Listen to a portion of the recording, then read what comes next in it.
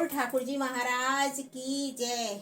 आज से कार्तिक चालू हो गया, जो मैं कार्तिक महात्म की कथा रोजाना करूंगी। रोजाना एक अध्याय करूंगी, जो जरा ध्यान से सुना जाए। जय श्री राधे बोल ठाकुर जी महाराज की जय। नेमिषारण तीर्थ में श्री सूत जी महाराज 88,000 सोन का अधिक ऋषियों से बोले, अब मैं आपके सामने कार्तिक महात्म के श्रेष्ठ कथा कहता हूँ, जिसे सुनकर मनुष्य सब प्रकार के पापों से छूटकर बैकुंठ को प्राप्त कर लेता है।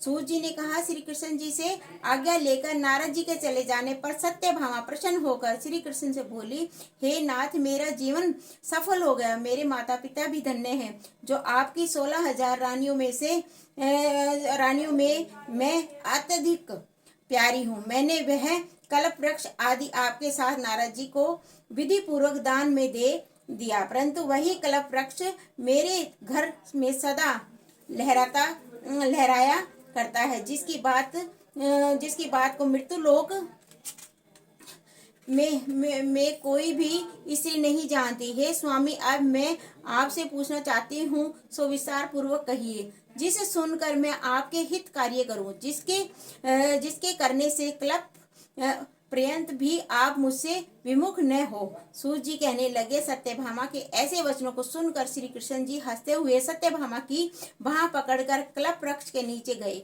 और बोले, हे प्रिय, 16,000 स्त्रियों में से मुझे तुम प्राणों के समान प्यारी हो। तुम्हारे लिए देवताओं और देवराज इंद्र से भी मैंने विरोध किया है। उस महा अद्भुत वार्ता को सुनो।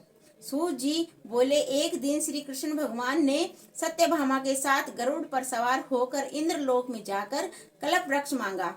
तब इंद्र के न देने पर गरुड़ का इंद्र से घोर युद्ध हुआ था। हे प्रिय, जब मैं तुम्हें हर चीज दे सकता हूँ, हर कार्य पूरा कर सकता हूँ, तो क्या तुम्हारे आश्चर्यजनक प्रश्न का उत्तर न दूंगा?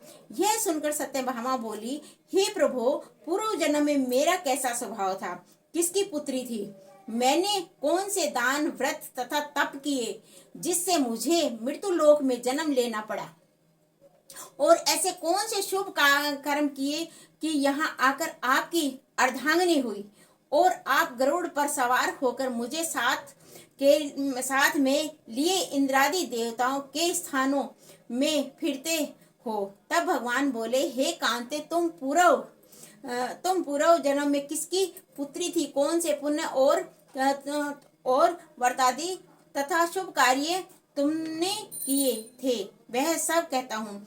पूर्व समय में सतयुग के अंत में मायापुरी की अत्रि गोत्र में वेदों और यज्ञों का जानने वाला देव शर्मा नाम का ब्राह्मण रहता था।